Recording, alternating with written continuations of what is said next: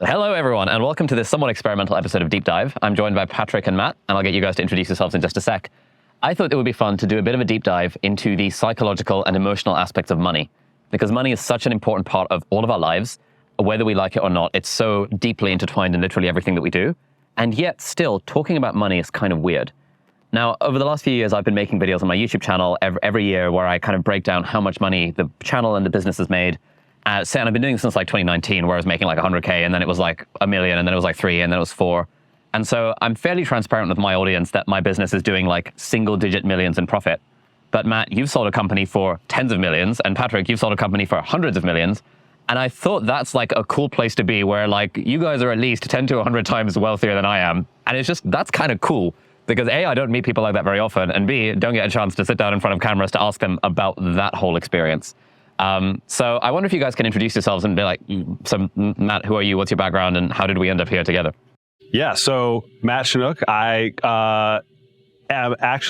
grew up in a family in St. Louis, Missouri, on the topic of money that is now an 80-year-old family business. And it was named my last name. Chinook's is a supermarket business in the Midwest. And so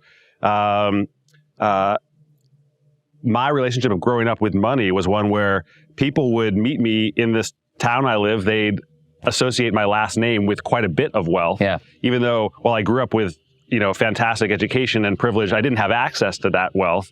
My reaction, like trust funds and all that jazz. Exactly. And so my reaction to that was not to go into the family business, but to run from it and to become an entrepreneur myself. So I moved to San Francisco and ended up starting a business at 25 that I was able to bootstrap to this sort of 8-figure exit that was a life-changing experience for me. But I've had the unique experience of seeing wealth in a multi-generational family and the way in which that certainly doesn't necessarily lead to fulfillment and happiness. And then I've had my own experience of going to like getting this massive wire into my own bank account and reckoning with that. Why are we here? We're here because one of the things on my own personal journey I really love to do is create environments, and I'm doing this in partnership with Sahil Bloom. We're organizing these events. Thrilled that you're here as part of it. Patrick as well, where it is creators and founders getting together, we call it the inflection, to sort of level each other up and coach one another over 3 days in a beautiful place. So we're here at my place here in Cabo, and what a good place to film. This is like the most insane place I've ever been in my life. So thank you so much for inviting us out here. And Patrick, your journey is, I guess, contrasts in some ways to Matt's. How did you end up here, and what's both Midwestern dudes? I was just realizing this is the most relatable podcast ever for everybody. No, because I think there are some interesting lessons based on the frame that you kind of brought forward. But yeah, I'm Patrick Campbell. I grew up in Wisconsin in the Midwest, relatively poor, very blue collar type family. Never wanted to go into business. Business was like the last thing I wanted to do. I wasn't the kid who had all these different entrepreneurial type tendencies. Wanted to go like save the world. And so I worked for the US government, and then that was too bureaucratic for me. And so I went and worked at Google and thought, oh, this 30,000 person tech company will be very like non-bureaucratic, but obviously it's bureaucratic. And this kind of, you're seeing a theme. It was less about those entities and more about me, and ended up going into business. And to kind of skip ahead, I ended up a couple of years ago going from $19,000 in my bank account to selling a company for over $200 million. And going from that entity, and, I was making a decent salary at the time, as running the business and starting the business, but going from like this really, really not wealth background, also like a background where my parents were very like anti-wealthy, more like every time there was someone in the news, oh, that corporate person's a crook, those types of things. Yeah. To then being that crook, no, I'm just kidding. But to then being that, that person, it caused a, again, this isn't necessarily relatable, but like it caused an interesting like existential crisis the past like year or so. Yeah. And so, yeah, it was a very, very interesting, lots of learnings I'm excited to share and go deep as possible. Okay. So one question, like opening question for both you guys. How does it feel the day that you get like freaking tens of millions / hundreds of millions just landing in your, like, how does that feel? This is not a satisfying answer. I felt nothing. Like, don't get me wrong, it was cool. I refreshed the bank account a bunch. I looked at it for a couple of weeks to make sure that it didn't go away. But I think that the thing about wealth is, first, if you have a good relationship with money where money doesn't really matter to you, wherever you are in your standing, but you're happy, just thank your lucky stars. You were hugged enough as a kid. That's amazing. I think there's others of us who, like, we either think the pursuit of it or we think that getting it is all of a sudden going to change things. But I discovered when I got wealth, like, I'm the same person, and wealth actually manifested or kind of like made the extremes worse. So my good tendencies, my good habits, my good types of purchases, those got, extra magnitude to them, like giving and things like that. My worst tendencies, like eating bad food, being able to like not take care of myself, those actually got worse. And for me, I thought, oh, instantly I have money now, I'm going to be healthy, right? And it's like, no, that's not how it works. And so, at least for me, and not everyone, has this experience, it didn't change how I felt to the point that I actually thought I was broken a bit, which I'm happy to get into, but want to know what you're up to. I mean, some similar themes. Like for me, when the wire hit and I similarly like refreshed the account, I didn't know this at the time, but I was driving towards success as an entrepreneur and towards generating money because I was hopeful on the other side of that achievement, a new level of happiness, peace, and frankly, like feeling about myself would take over. And the harsh truth was I was still the same person. My relationship with myself did not get changed by that external event. And I will say what it did enable, which I want to be clear about, and we took some different approaches, but I see some themes, is it did create time wealth eventually, and also the financial resources to be in reaction to the fact that, whoa, I didn't feel as much as I wanted. It didn't have the internal change to me as I could then have some of the resources and time to then go get some help to better understand who I was. And I think that's been more powerful for me in terms of the impact, but that's been an internal game. Nice. So the reason part of the reason I was so keen to have this conversation is because, some of the videos on my channel that do really well are like, how to make passive income, and people are like weirdly, videos about getting to 10,000 a month do better than videos about getting to 100,000 a month. Because for a lot of people, 100,000 a month just seems completely fucking absurd. Yeah. Whereas 10K a month feels like, okay, yeah, there's YouTubers that talk about that. I'm curious for you guys, have you got a sense of what are the levels of wealth where it makes a tangible difference to your life? Because presumably there's not much difference between 100 million and like 200 million, I suspect, but there's a huge difference between like 10K and 1 million, for example. So do you have a sense of like what that's been like for you? Well, so my wife grew up in a very different family situation. So she grew up, parents are both immigrants from Mexico and had a 6th grade education. And she did not grow up with the same resources that I did at all. And we've come together and talked a lot about this. And I do want to be clear, and she, sort of reminds me all the time, we still then have developed a game. And I do think that creating a baseline level of financial security such that you don't have to worry about where your expenses are going to be handled, I do think has like a totally different like impact on stress.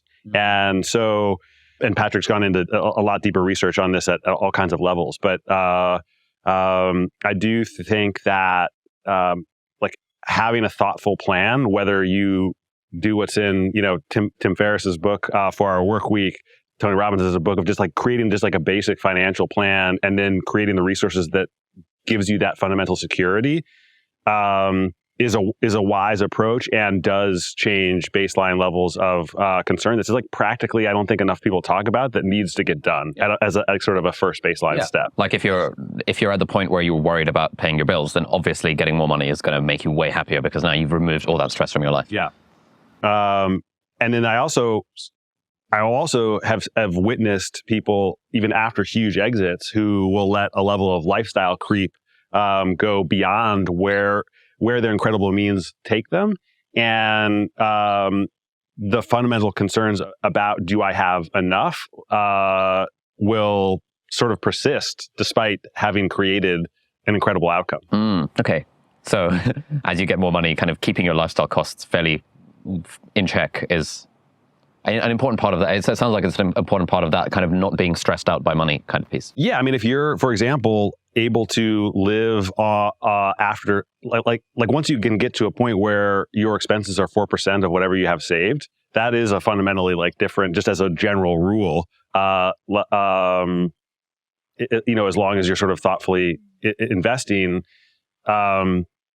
that's a secure, and sustainable sort of place to be. Yeah, wealth impacts you to the level of your insecurity. That's really where it comes from. Like if you think about the reason I would posit that the $10,000 per month videos do better is not only because it seems more achievable, but because $10,000 in passive income takes care of a massive amount of people. And all of a sudden getting to 100,000 is nice to have. And maybe there's a thing that they could think about that they would purchase. But a lot of people, thankfully, are pretty well adjusted if getting an extra $120,000 a year. What I have found is that wealth beyond 10,000 a month, 100,000 a month, and so on and so forth, it really impacts, or the changes that starts to impact you are at the level of where that insecurity is. So to give you an example, like I have friends who have had similar exits to us, and they are numbers people, meaning that number needs to constantly be going up. Yeah. Objectively, the number does not need to be going up. They're not purchasing anything that would need the number to go up. There's nothing that they want to buy that they would demand that particular number. But that number gives them some sort of like purpose. And this is not healthy. It's just, it gives them some sort of purpose. And maybe they convince themselves that's the game that they want to play and they get enjoyment. And maybe they actually do get enjoyment, but there's something in their psyche. There's something in how they were built or developed, depending on the nature versus nurture debate, that has now caused them to essentially need to chase that. And I think that that's something that as you get to these higher levels of wealth, it's hard to empathize with, but it is something that's interesting to kind of understand. But the one thing a lot of people should realize, if you're getting to the 10,000, you will look to the 100,000. As you're getting closer to the 100,000, you will look to the million. And you need to kind of stop yourself and realize, like, ask yourself why. And most people will kind of pull back, because what I have found is wealth is not a replacement for purpose. And oftentimes people look at it as a replacement for purpose, and they'll go chase something and then they won't necessarily feel something. The reason I didn't feel something is because, again, I wasn't hugged enough as a child, but also the journey, this whole cliche of it's the journey, not the destination, was really, really true. So when The Wire hit, I didn't feel like I won the lottery, because it was like, yeah, like maybe the numbers are bigger than I thought that they were going to be, but I just did all this work for 10 years. And so there should be some outcome, right? So it was like, that's the thing. So it wasn't this surprise. And to give a little bit of an anecdote, so before I sold the company and I was debating whether we should sell the company or not, I talked to 30 other founders and I asked them, and they all sold their companies for different amounts of money. I asked them, would you sell again? 15 of them said, yeah, absolutely. It was the best decision, get the bag, etc. The other 15 said they wouldn't. And of those 15, 7 or 8 went with the company post-sale, meaning like they sold the company and then they worked at the company that they bought them. And they said a lot of things about it was miserable, blah, blah, blah, blah, blah. The other 7 or 8 didn't go with the company. And that group, at least qualitatively, was the most miserable. They had all this money, and then they were sitting there and they're like, they had lost their purpose. Yeah. And they were like, well, I thought the money was important, and they de-risked their lives, bought a house, whatever it is. But now, like, I lost the thing that I was doing. And now I'm just going to try to go rebuild that, but I had already built it. So what am I doing? And then unfortunately, of those 7, 3 or 4 of them became substance abuse, like drug addicts or alcoholics. They're all good now, but it was pretty intense for those 3 or 4. And so I think that wealth isn't a replacement for purpose is a really, really important thing to keep in mind. And unfortunately, it's probably one of those wisdom things. You can't really learn it until you experience it, but you'll listen and be like, oh, that bearded guy said this. And so hopefully it saves you a cycle or 2. I had to feel it myself as well, but I want to tell a similar story that So I had a mentor in my life. He's now in his 70s, and he had the wisdom in his early 20s to say, I want to have a 2-part life. He wrote a business plan for his life at age 23, which was by age 40, he wanted to become an entrepreneur, build a business, and have an exit by age 40. And he named the number he wanted to exit for back when he was 23. And he felt like it was reasonable. It was achievable. Let's call it in today's dollars, maybe high single-digit millions. Okay. And he's had the wisdom at age 23 to say, I am going to say that's enough for me. And I will always potentially want well-adjusted, right? At 23, right? I never would have thought this at 23. That's so he is actually at Harvard Business School while he writes this plan. He got in on like an engineering scholarship, and I was going to say he's at HBS at 23 as well. Yeah, right. And he writes this plan. He goes ahead and he executes it at age 39, a year early. He sells for, and he hits his number, and he shifts into the second part of his career, which was purpose-driven. He decided intellectually he loved the law.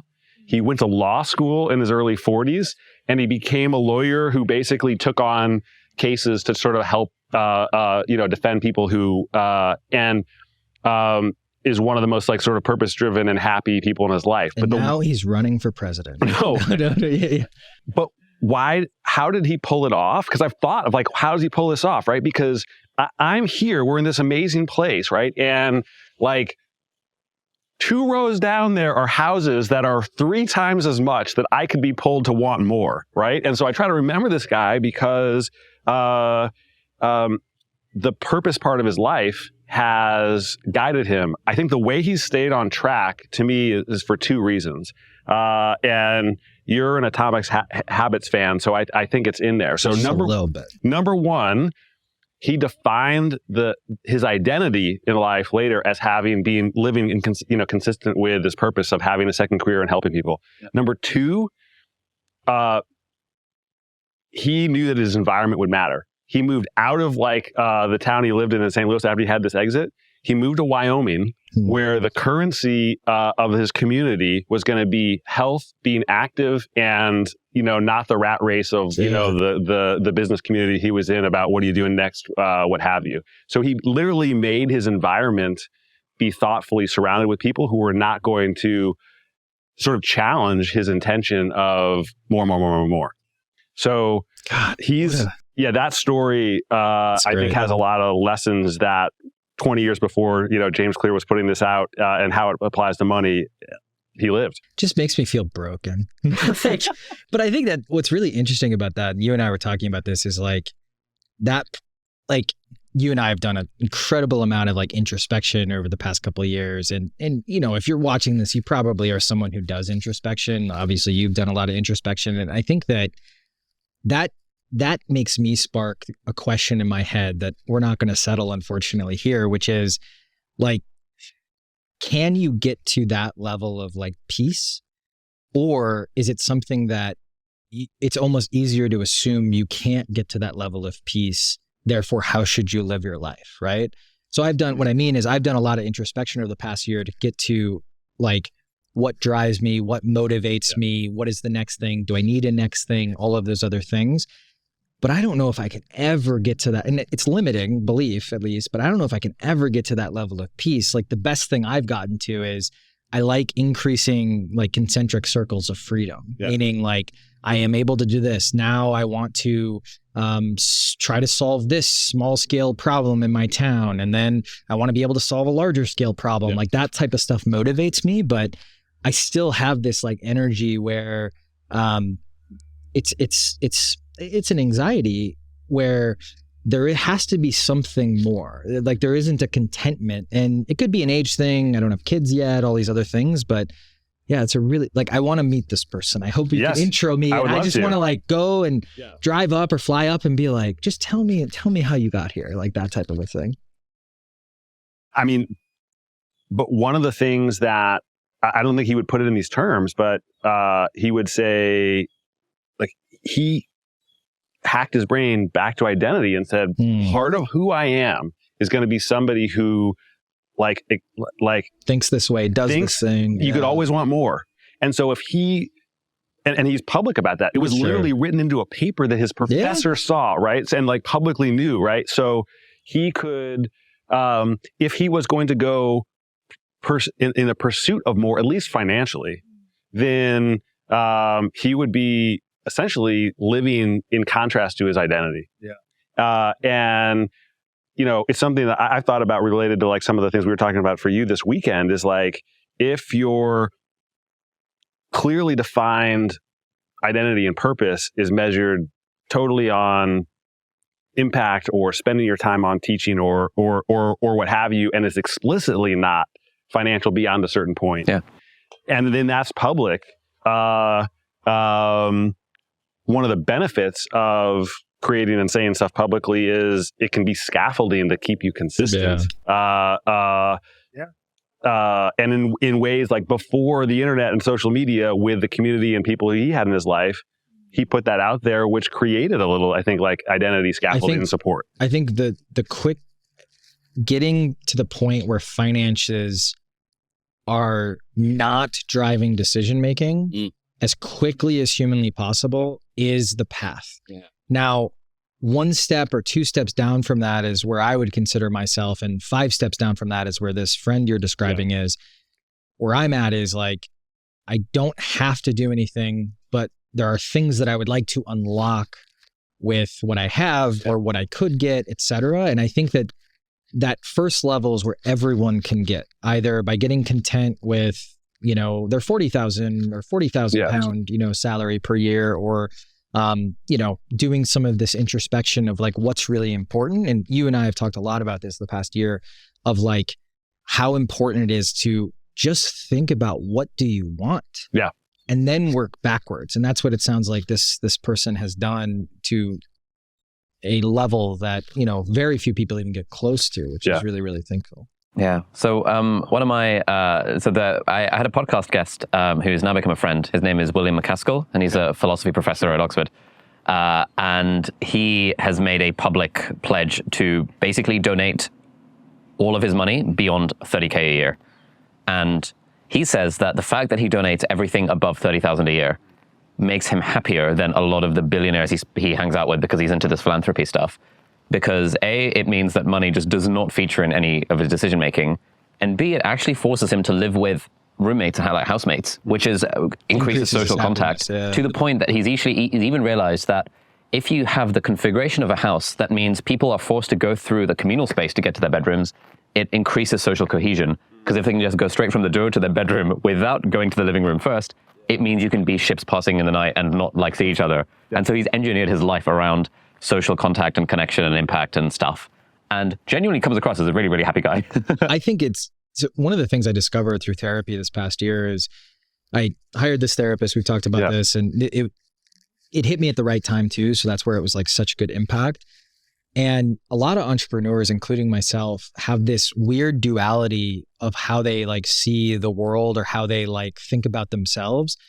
And on one side, I score high in like depression. I score high in like nothing's ever good enough.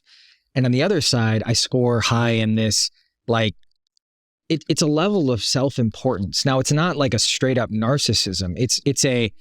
I have a purpose. I'm here to like do something. If I'm not doing something to better the world, therefore I am, you know, giving the middle finger to the person who's digging a ditch, who was not able to have an opportunity to do something that I'm doing. Basically, I can't just sit still, because that's just so rude to the rest of the world.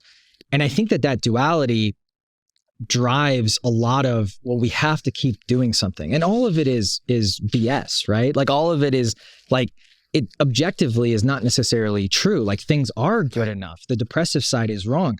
There's no reason I have to like do something, right? I can go just optimize for social interaction. I can optimize for happiness.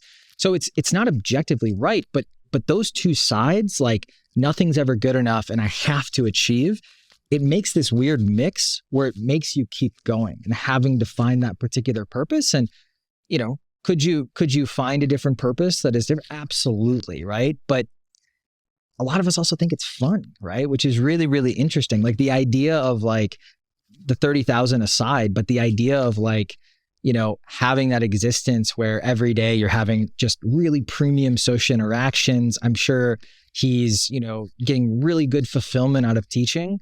I look at that and I go, oh, that's great, but not for me. And that's like it's a hard thing to realize, because then I go and I talk to my therapist / coach about this and I go, does that mean I'm broken?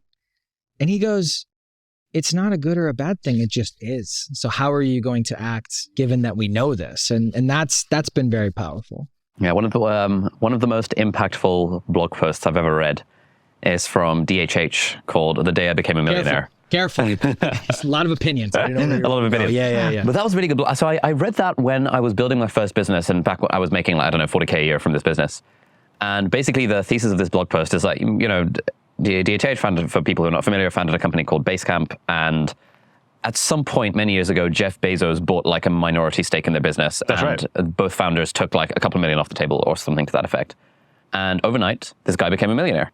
And he writes in great detail about how, like, for about a day, he felt like euphoric. For about a week, he felt like this glow of like contentment. And then it went straight back to normal. And he was like, he bought a Lamborghini. It's a bit cliche. He bought some like DVD box sets, bought a fancy TV. And then he realized, actually, the things that bring me joy are working on my business, programming Ruby on Rails, and like, I don't know, hanging out with the family and stuff. And I read that when I was in the pursuit of more and more money. And that I was like, okay, sick. That's really useful to know, because I'm chasing these millions, or whatever it was at the time. I think it wasn't even a million at the time. That would have been inconceivable at the time. But it was so useful for me to know, because it just was a firm reminder that the journey is the destination. And like, after reading that, I was like, okay, this is literally the confirmation I need to make sure I'm enjoying the process of building this business, and not thinking that when I hit some certain arbitrary milestone that will suddenly make me happy. Yeah. I think that's also really good for like, if you're watching or listening to this, like, what's great is you have the opportunity to design your life in the way you want.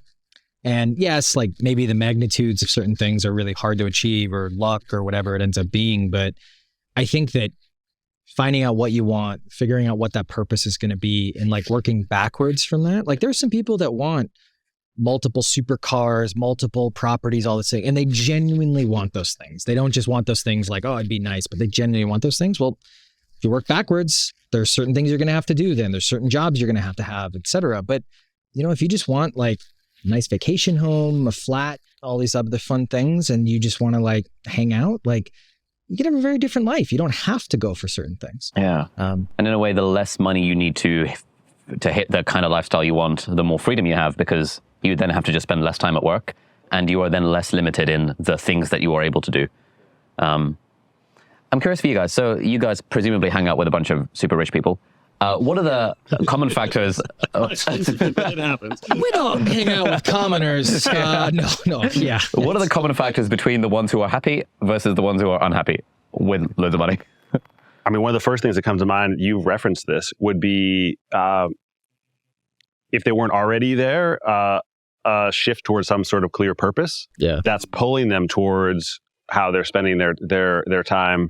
And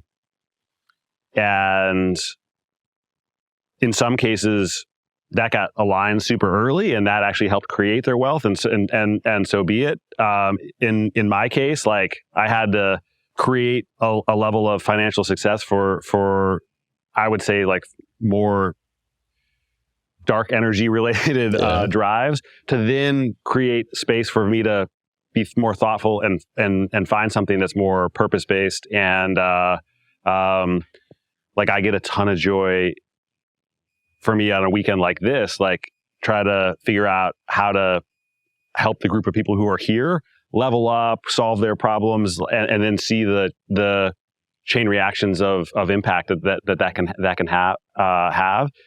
So generally, is there purpose that's pulling them towards activity? And if there's not one, I can see a lot of darkness. Wealthy folks tend to not have an excuse not to be happy because they have extreme agency. So the folks that I know who are wealthy tend to be either moderately, if not majorly happier than my friends who are more middle class or even lower class, or much more unhappy, much more depressed than that like middle or lower class friends that I have. And it's mainly because like you just don't have an excuse. So like imagine you have the ability to get the help you need, get the joy you need, etc., and you don't. Like that not only has the impact of not bringing happiness, but also brings the resentment of like, I'm screwing up, right? It's probably similar. It's hard to, maybe empathize with this, but it's probably similar to like, I know I need to write the paper. I know I should push forward whatever I'm trying to do, the task, but I keep looking at YouTube videos. You have this, oh, I know I'm not doing it just after this video. And then you just get this self-loathing, right? Like, thinking about that in an extreme way and consistently, can be pretty painful. And I'm not saying you should feel sorry for them or anything like that, but like can be pretty painful. And I actually coped with some of this kind of existential, thinking over the past year by doing a research study on wealthy folks. So I spent a bunch of money to like research wealth and happiness. And I just wanted to figure out like, does more money bring happiness? If it does, where does the happiness come from, et cetera? And the main reason I also did this was because there's a lot of those studies where it's like, once you reach $75,000 in income, all of a sudden, there's not much marginal gain in happiness. The problem with that study is didn't account for inflation, didn't account for location, and it also didn't have any millionaires in the study, or had very, very few millionaires in the study, right? And that data is harder to get, right? And so I know a lot of, folks who have some wealth, but also have money to get access to those from a survey or from doing research. And so that's what I ended up doing. And there were a couple of really interesting learnings that came out of that.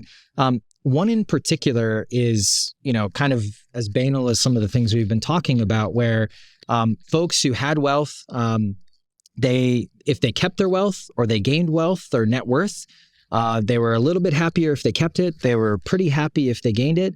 But if they lost some net worth, they were very unhappy on like a year-to-year kind of basis, which was really interesting.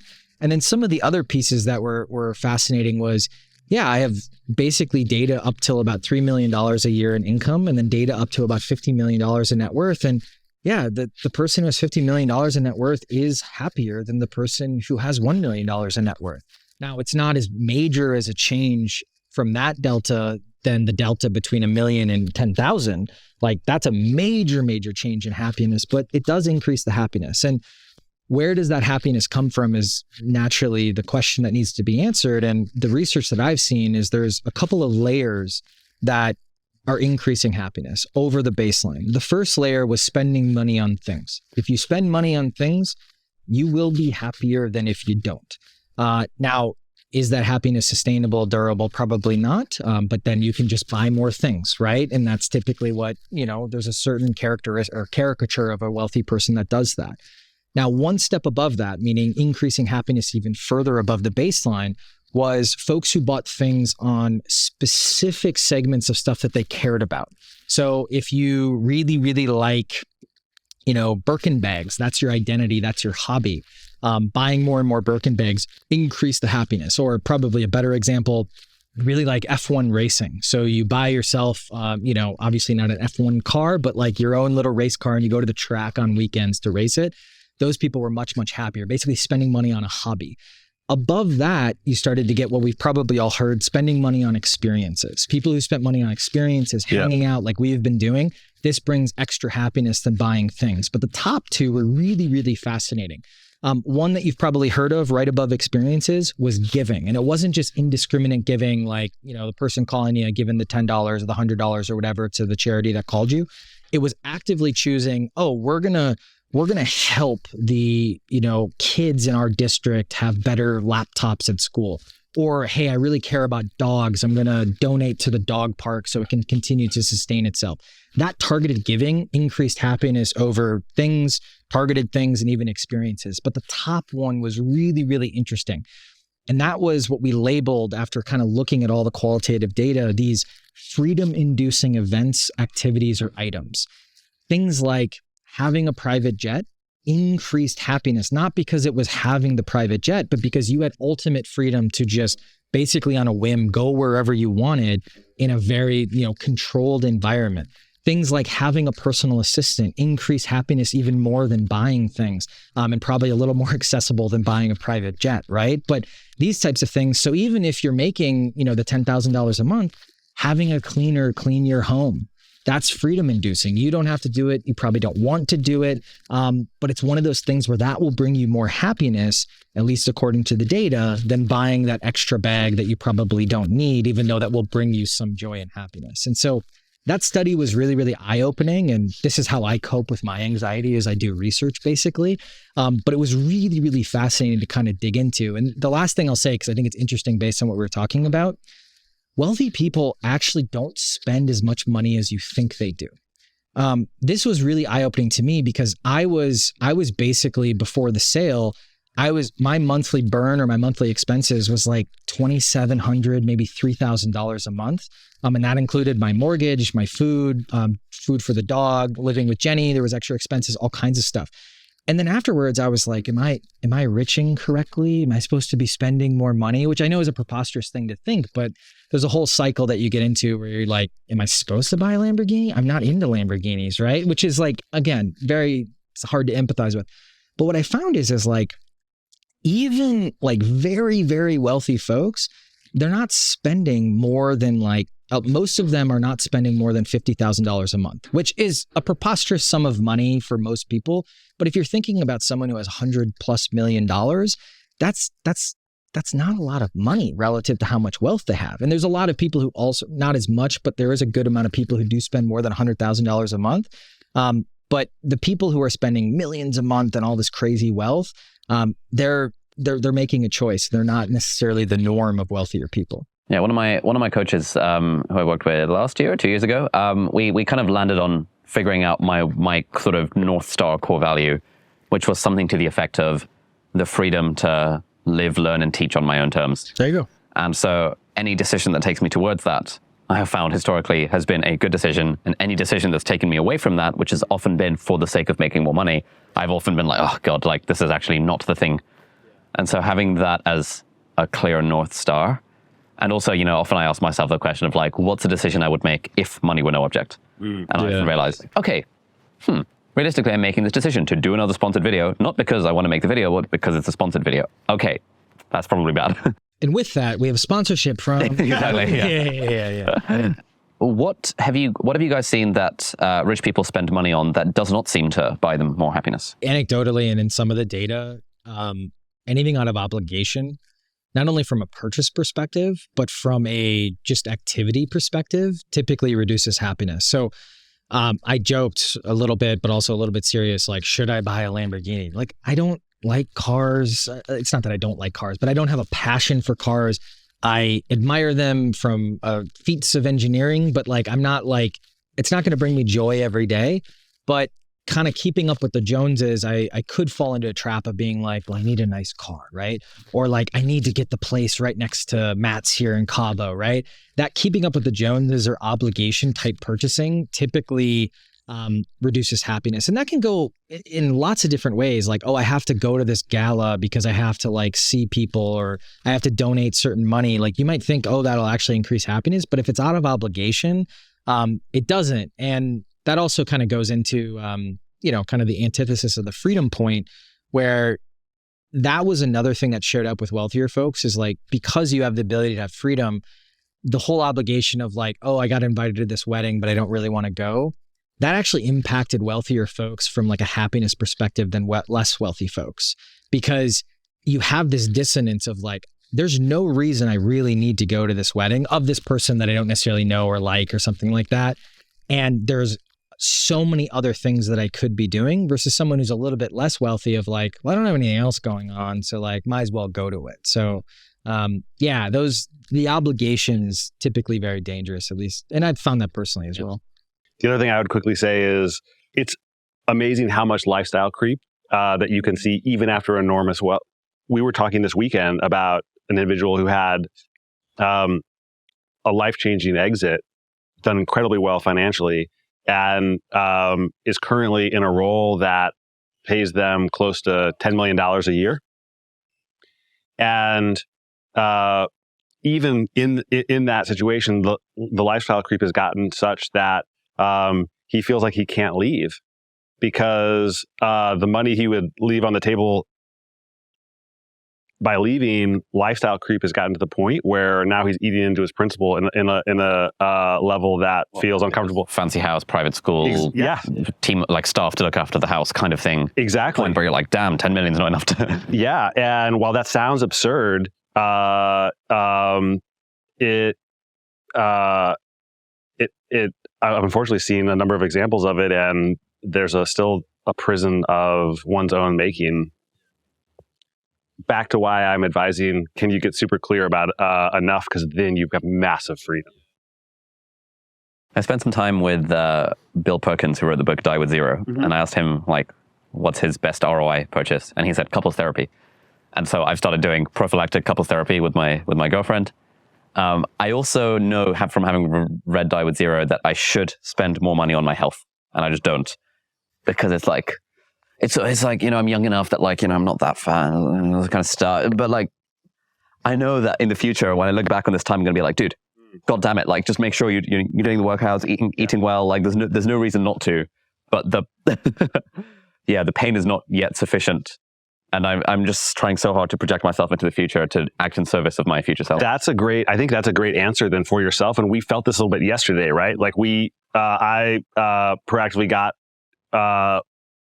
a trainer to work a few of us out, and we had a full day, and the fact that person was there and a few of us working out together, I think we all got more done, at least physically, than we might have otherwise. And that's an incredibly blessed, fortunate situation to have. But especially given the way that probably will feed you as a creative and a teacher, I think that's a good idea. How do you guys feel about Die with Zero? Just the concept. I don't know if you've read the book, but it's basically what the title is saying. Yeah. I vibe with it. I mean, he's got the chapter about what about the kids, what about charity? And it was like, give money to the kids when it's helpful, not when they're 68. And give money to charity when, sooner rather than later, because charities need money now. But beyond those two easy objections, I do very much vibe with the philosophy. Mm.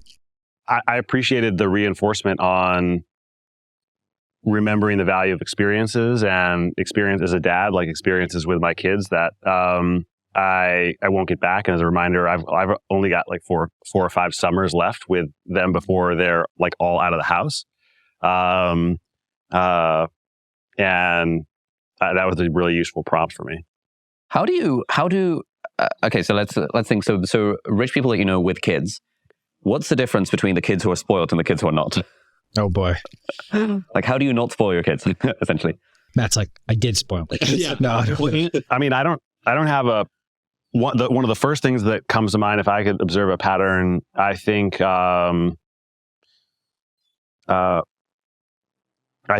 sort of parental modeling plays a huge part in this. Is there lived? I think kids pay attention to your actions way more than your words. Mm. And so, if you as a parent are demonstrating hard work, humility, treating people kindly, that's parents that I've seen have done that. I'm not saying it's a perfect rule, but that's the biggest sort of pattern that I've noticed. Whereas if there's sort of bad behavior and words are trying to be taught in another direction, like kids pick that up. And Wait, I can't believe I haven't brought this up this weekend. The book that actually really helped me on this topic, I don't have kids yet, but helped me with this topic and other preconceived notions of wealth, was this book called Strangers in Paradise. It's basically written as an allegory where there's a sale of a company and there's three executives. One of them spends all the money, ostentatious, etc. One never tells anybody about it. They don't tell their kids about the money. They don't spend any money. It just sits in the bank account. And there's the middle, basically, who is, the one that you should follow, the balance. But in that, which we were kind of getting to, is there's this preconceived notion that money ruins kids. And it's to a certain extent that might be true, but it's not the money, it's the parents. And it's the values that the family has or expresses in the actions or even the words as well. And I think that's the thing that I've at least found, where I've seen, wealthy folks with kids, and the kids are very spoiled. I've seen wealthy kids, and spoiled in multiple directions, meaning they're overly hard on the kids because of the wealth, or they're like pushovers because of the wealth. And then I've seen wealthy folks where the kids are like incredibly well adjusted, and it's just because the parents were parents, And so I think that's the factor that I think, like, there's a lot of preconceived notions I had about wealth. One of them, it's going to spoil the kids. I was someone who was like, they're not getting inheritance. We're not even going to pay for their college. Maybe we'll put money in a retirement account, and they only get it at 55, so they can go do whatever they want, but their retirement's taken care of, and that type of thing. And then as I read this book and met a lot of people, and I've started to see basically what I was expressing from the book. Nice. Thank you, guys. This has been a very interesting conversation. Any final tips for someone listening to this who's gotten to the end of this conversation and has been resonating with the stuff? I'm assuming that most people listening to this are either students or will have normal jobs, but are probably aspiring to greater levels of wealth, or they wouldn't have listened to this conversation. So what would you say to someone who's maybe earning, let's say, 40K a year and aspires to be earning 100K, 400K, 500K a year? Do the work to understand what you want. Yeah. And work backwards from there. That I wish I had done that work, similar to the friend that you suggested at 23. I wish I had done that in my early 20s. Yeah. I don't know if I was capable of doing that work in my early 20s, but I wish I would have done. And then once you've worked backwards, try to get on the quickest path to learning. And so what I mean by that is, if you want to have a life of, getting tens of millions of dollars, there's only so many jobs or industries where that is even possible. And so if you've done that work, you want that, and then you've looked at those jobs and you said, yeah, that's worth it, or that is exciting, and that's the type of outcome, then the quickest path to learning is going and, being a chief of staff at a startup, or getting into a analyst program with one of the big finance firms, or whatever it ends up being. But hopefully you'll realize that, I actually want less than maybe I thought I did, or the movie that I watched. And that just means I need to go be a, private health doctor versus a public health doctor, or, some variation of that. Yeah, very similar. Like, I would say, for me, the biggest step function change was when I was working at an entry-level startup job and started a side project that eventually got me across that in my case, like $20,000 a month passive income threshold that enabled me to leave and start my business. That was my step function change in freedom. And I would, there's a exercise in either 4-Hour Workweek. There's a exercise that's very methodical to define this in Tony Robbins' Money book, which just makes you pick a target and work backwards and get clarity and get to that first level. And I agree. Learn, get yourself in a learning environment to develop the skills that give you the best shot to sort of get there. Sweet. Yeah, this kind of reminds me, in Felix Dennis's book, How to Get Rich, which is a stupid sounding title, but it's a really good book. His thing is like the whole thing. It's a very sort of sarcastic, irreverent approach to how to get rich. But his kind of conclusion is that, get to your point of enough as soon as you can, and then forget about money, and do something better with your life, like poetry, or hobbies and hanging out with your family and stuff. And he's like, of all the rich people I've ever experienced, including himself, that seems to be the path to happiness. Find your point of enough, get to it. For him, admittedly, it's like 30 million, but it doesn't need to be 30 million, speaking to however you define that point. And I love this sort of find the quickest route to get there, and then forget about money.